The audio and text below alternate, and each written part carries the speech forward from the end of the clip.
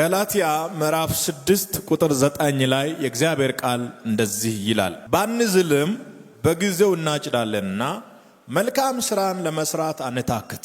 የመልእክት ርዕስ አትተው ታሸንፋለህ ይላል። አጠገብ ያለውን ሰው ነካ አርገውና የዛሬው መልእክት በለው አትተው ታሸንፋለህ ይሆናል። አትተው ታሸንፋለህ በለው። ለመተው ያሰባችሁ ሰዎች አትተው ታሸንፋላችሁ። ቢዝነስ ለመተው ያሰባችሁ ሰዎች፣ ትዳር ለመተው ያሰባችሁ ሰዎች፣ መከራ ስለበዛባችሁ፣ ተግዳሮት ስለተደራረበባችሁ፣ ከሚያጋጥማችሁ ችግርና ሐዘን የተነሳ ለመተው ያሰባችሁ ሰዎች ዛሬ ለእናንተ ነው የተላኩት። ይሄ ቃል የመጣው ለእናንተ ነው። አትተው ታሸንፋላችሁ። አትተው ታሸንፋለህ። አንተው እናሸንፋለን። ሐዘን እየበዛ ችግር እየተደመረ ስለመጣ ተስፋ እንዳትቆርጥ ቀጥልበት፣ ታሸንፋለህ። ከመጀመሪያው ላይ ጥረታችን የሚጨምር ከሆነ እናሸንፋለን። አንዳንድ ሰዎች በሩ ልከፈት ጫፍ ላይ ደርሶ ወደ ኋላ ይመለሳሉ። ለምን እንደሆነ አይገባኝም። ጥቂት ጥረት ከጨመራችሁ አሁን ካለህበት 1% የሚሆን ጥረት ከጨመርክ እርግጠኛው ነው የምናገረው፣ ነገ በሚቀጥለው ቀን ድሉ ያንተ ነው።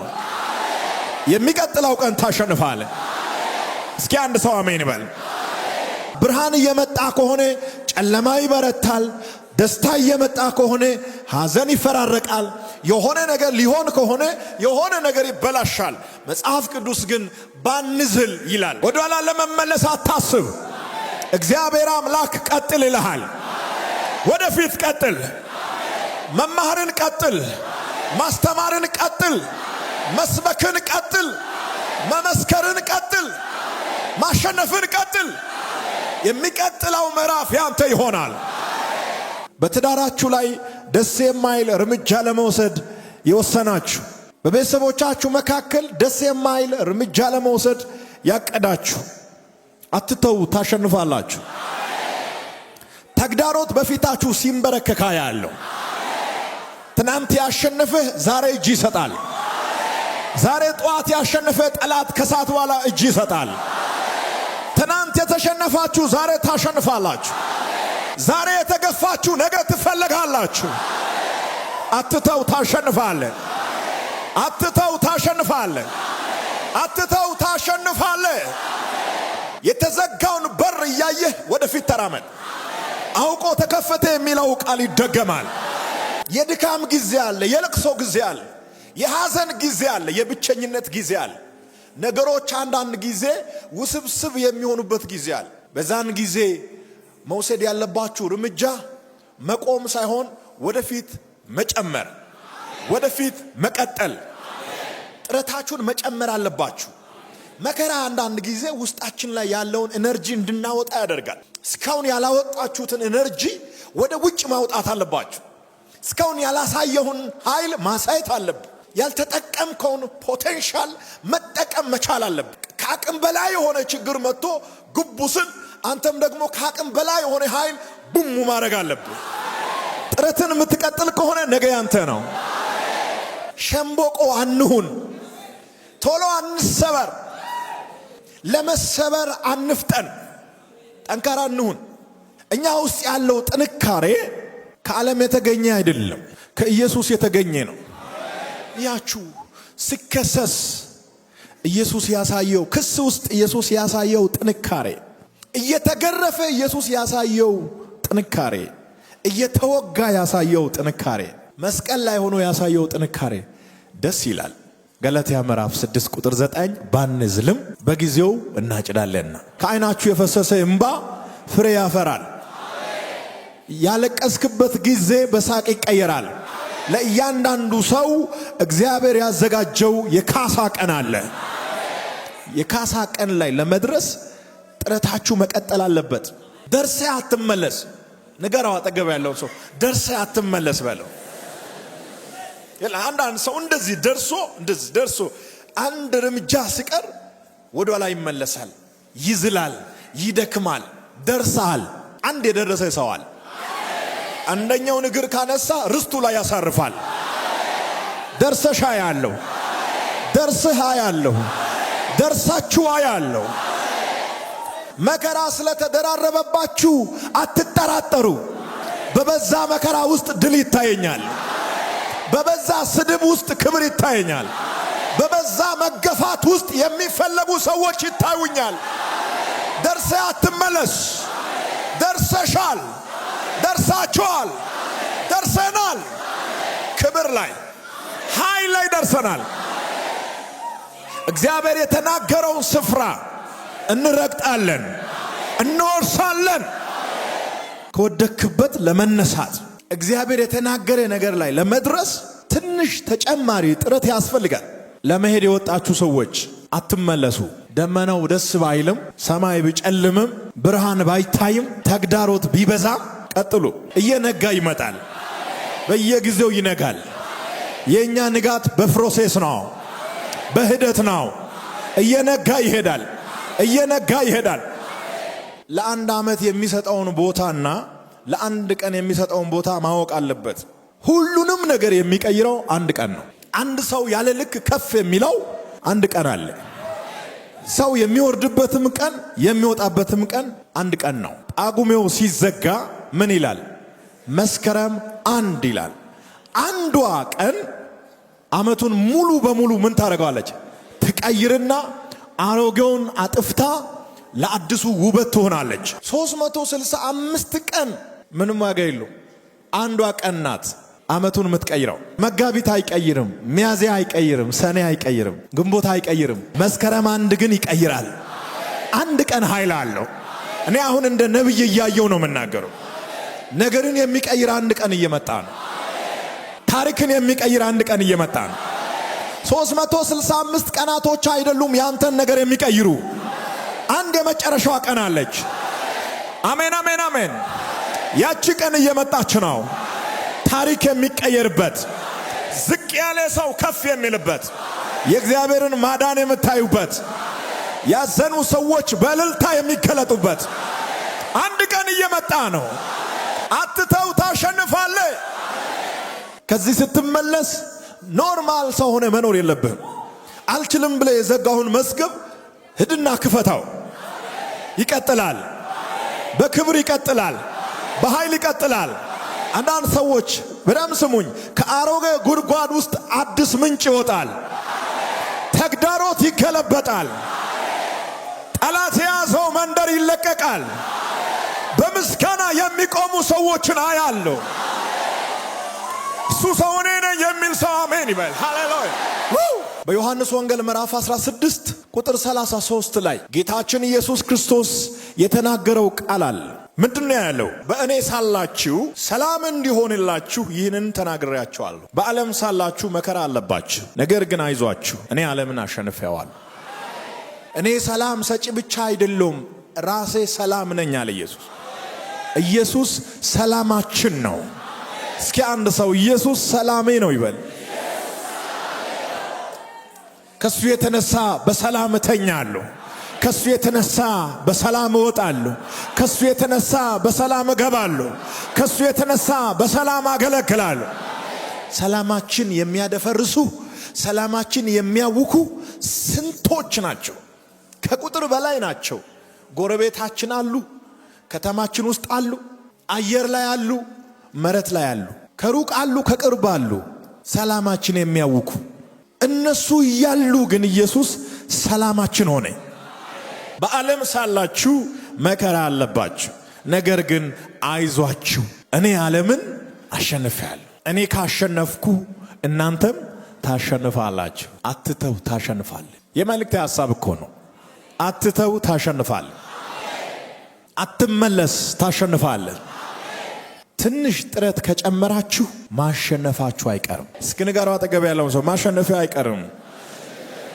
በዮሐንስ ወንጌል ምዕራፍ 16 ቁጥር 33 ላይ ጌታ ኢየሱስ ክርስቶስ ለሐዋርያት የተናገረው ቃል በዓለም ላይ ያለውን ችግር እንዳይፈሩና በእርሱ ውስጥ ሰላም እንዲኖራቸው በቃሉ የተናገረበት መልእክት ነው። ብዙ የሚያስፈራ ነገር አለ፣ ብዙ የሚያስጨንቅ ነገር አለ፣ ግን አትፍሩ። ብዙ የሚያውክ ነገር አለ፣ ግን አትታወኩ። ልባችሁ አይታወክ፣ አትናወጡ።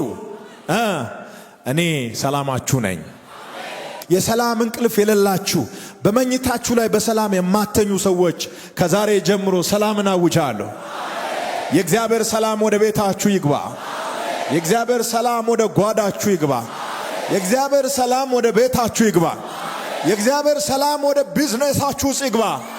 የእግዚአብሔር ሰላም ወደ ሥራ ቦታችሁ ይሁን። የእግዚአብሔር ሰላም በጎረቤታችሁ ላይ ይሁን። የእግዚአብሔር ሰላም በአእምሮአችሁ ላይ ይሁን። የእግዚአብሔር ሰላም በትዳራችሁ ላይ ይሁን። የእግዚአብሔር ሰላም በትምህርታችሁ ላይ ይሁን።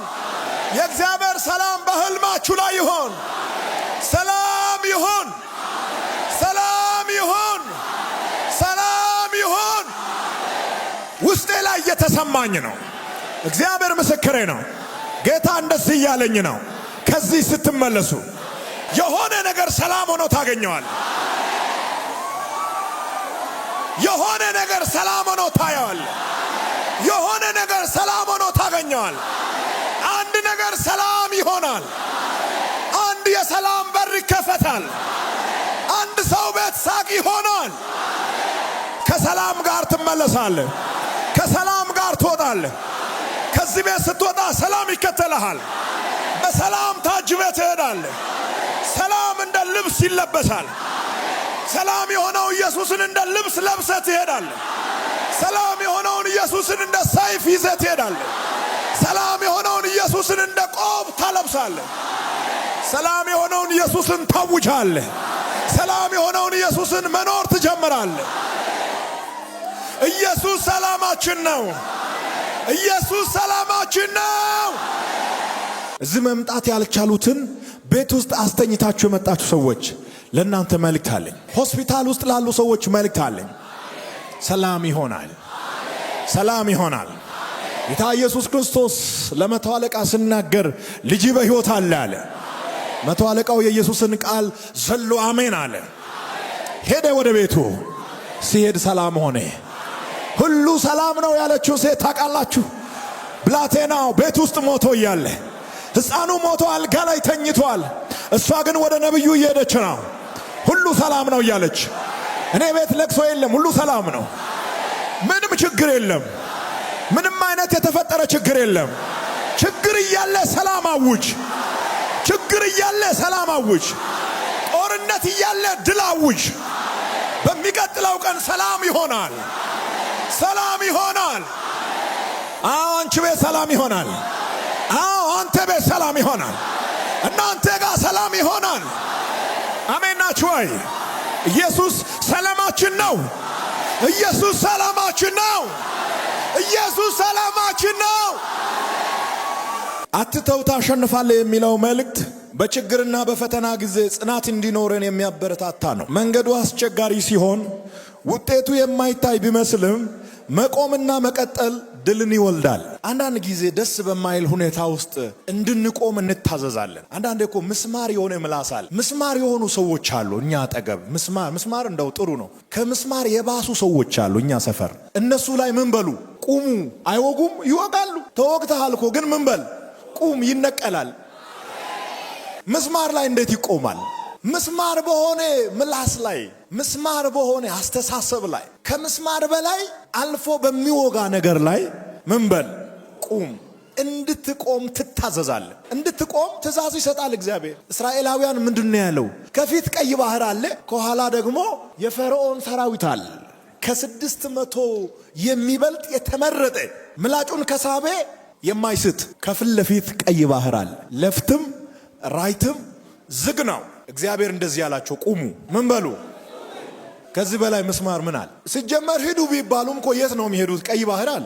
የነሱ ሰረገላ ጨፍልቆ ከሚገል ውሃ ጠጥቼ ሞታለሁ ብሎ እንዳይሞክሩ እንዳትንቀሳቀሱ ምን በሉ? ቁሙ። ቶሎ ወደ ኋላ ተመልሶ በሰረገላ ጎማ ገብቶ እንዳይሞቱ እንዳትመለሱ እያላቸው ነው። ውሃ ውስጥ ገብቶ እንዳይሞቱ እንዳይሞክሩ እንዳትሞክሩ።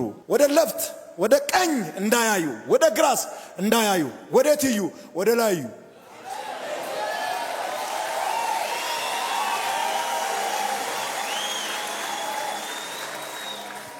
አንዳንድ ደስ የማይል ነገር ውስጥ እንድንቆም እንታዘዛለን። ምቾት በሚከለክል ጉዳይ ውስጥ እንድንቆም እንታዘዛለን። ኦፕሽን የለም። አሜን ብሎ መቆም ነው። ተአምር አለ። ተአምር አለ። ምስማሩ አስፋልት ይሆናል። ታዘህ ስትቆም ምስማሩ አስፋልት ይሆናል። ተራሮች ትክክል ይሆናሉ። ሰርጓጉጡ ሜዳ ይሆናል። ድንጋይ ይዞ የቆመ ጠላት እንደ ድንጋይ ዝም ይላል። ዱላ ይዞ ለመምታት የተሰለፈ ጠላት ታሪክ ሲገለበጥ፣ አዋጅ ሲቀየር ቀስ ብሎ ቀርቦ ደክሞሃል፣ እችን ለመደገፊያ ተጠቀም፣ እንካ ገጭ እያረክ ሂድ በዚች። አዎ ላንተ ነው ፈልጌ ነው ያመጣሁት።